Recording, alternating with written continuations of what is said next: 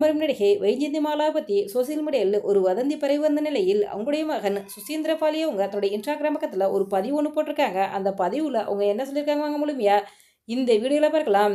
1949ஆம் ஆண்டு வெளிவந்த வாழ்க்கை திரைப்படத்தின் மூலமாக திரைத்துறைக்கு நடிகையாக அறிமுகமானவங்க தான் வைஜெயந்திமாலா. அதன் பிறகு தமிழ், தெலுங்கு, கன்னடம் என பல மொழி திரைப்படங்கள் நடித்து பிரபலமான நடிகையாக வலம் வந்தாங்க.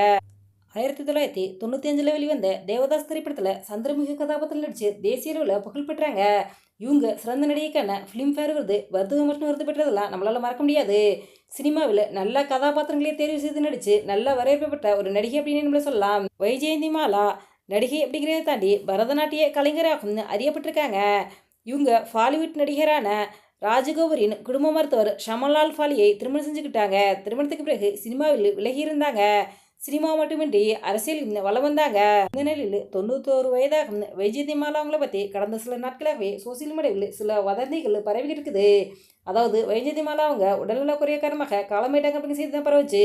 இதனை இருந்த அவங்களுடைய மகன் சுசீந்திர பாலி தன்னுடைய இன்ஸ்டாகிராம் பக்கத்தில் ஒரு பதிவு போட்டிருக்காங்க. அந்த பதிவில் அவங்க என்ன சொல்லியிருக்காங்கடா, வைஜெயந்திமாலா நல்ல உடல் ஆரோக்கியத்துடன் இருக்காங்க. சோசியல் மீடியாவில் வைரல் செய்தியெல்லாம் உண்மை கிடையாது. செய்திகளை ஷேர் பண்ணுறதுக்கு முன்னாடி யோசிச்சு பண்ணுங்க, அது சரியான்னு பார்த்து ஆதாரமற்ற செய்திகள்லாம் பரப்பாதீங்க அப்படின்ட்டு அந்த பதிவில் சொல்லியிருக்காங்க. இதன் மூலம் வைஜெயந்திமாலா குறித்து சோசியல் மீடியாவில் வதந்தி பரவி வந்த நிலையில் அதற்கு முற்றுப்புள்ளி வைக்கப்பட்டுள்ளது. இந்த வீடியோ பற்றி உங்களுடைய கருத்துக்களை எங்களுடைய கமெண்ட்ஸில் கமெண்ட் பண்ணுங்க. இந்த வீடியோ முடிச்சதா லைக் பண்ணுங்கள், ஷேர் பண்ணுங்கள், கமெண்ட் பண்ணுங்கள். மறக்காம ரெடபிள் 2.6 சப்ஸ்கிரைப் பண்ணுங்கள்.